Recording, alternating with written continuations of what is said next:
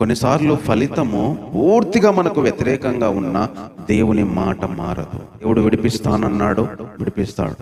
మోషే అడుగుతున్నాడు, నువ్వు విడిపించలేదు, ఆ వ్యక్తి కీడు చేస్తున్నాడు అని అడిగితే దేవుడు చెప్పిన మాట ఒక్కటే, నేను విడిపిస్తా, నేను నడిపిస్తా. 6వ అధ్యాయంలో అదే చెప్తున్నాడు. నేను బయటికి తీసుకొస్తా, అప్పుడు మీరే తెలుసుకుంటారు నేను దేవుణ్ణి అని, నేను ఎలాంటి పరిస్థితుల్లో మిమ్మల్ని బయటికి తీసుకొని వచ్చాను. అందుకే కొన్నిసార్లు ఫలితం రాకపోయినా దేవుని మాట మాత్రం స్థిరంగా ఉంటది. దేవుడు మాట మార్చుకోవట్లే ఇక్కడ. సరే వెళ్ళిపో, అతడు ఒప్పుకోవట్లేదు కానీ పంపించలే మోషేనే. లేదు, వెళ్ళి చెప్పు, వాళ్ళకి చెప్పు, ప్రజలకు చెప్పు, వాళ్ళు బాధపడవచ్చు, అయినా ఎక్కువ వచ్చి ఇంకా బాధ. శ్రమల బాధలో ఉన్న వాళ్ళకి దేవుడు మాట ఇస్తే విడుదల వెంటనే రాదు, వెంటనే సంతోషపడరు.